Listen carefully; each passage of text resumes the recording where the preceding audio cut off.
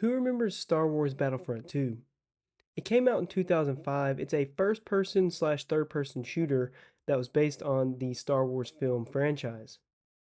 Developed by Pandemic Studios and published by LucasArts. It was actually a sequel to 2004's Star Wars Battlefront and the second game in the Star Wars Battlefront series.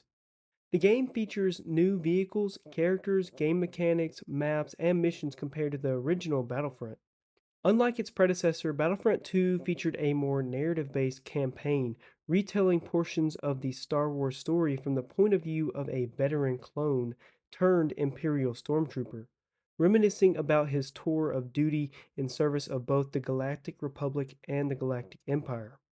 Battlefront 2 introduced a new special class, Heroes, that allows players to control iconic characters from the Star Wars universe. Heroes were featured in the original Battlefront, but only as NPCs that spawned randomly during battles. Heroes serve as the most powerful class in the game, and as such, there can be a maximum of one hero for each faction on the battlefield at the same time. The general objective in most missions is to eliminate the enemy faction, although there are game modes with different objectives, such as capture the flag. The game is split into two eras: the Clone Wars, with the battles taking place between the Galactic Republic and the Confederacy of Independent Systems. And then there's the Galactic Civil War, where battles between the Rebel Alliance and Galactic Empire take place. You have the ability to choose between six classes during gameplay.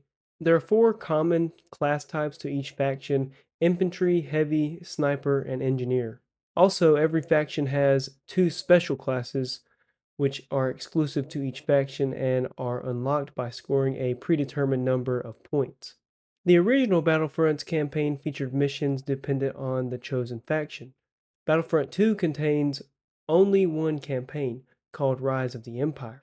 This set of missions is presented as the narration from a veteran of the 501st Legion, starting with the Battle of Geonosis at the beginning of the Clone Wars, as depicted in the Attack of the Clones, and ending with the Battle of Hoth, as in The Empire Strikes Back. There are a total of 18 missions, four of which are optional space missions. In Galactic Conquest mode, the player commands a fleet throughout the galaxy, conquering and protecting planets.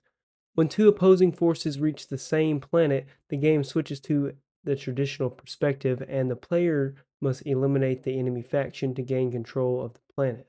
There's also an instant action game mode where players can choose from any of the game's 24 maps, as well as any available areas and modes. In Conquest mode, players are required to capture and hold strategic points on the map, known in the game as command posts.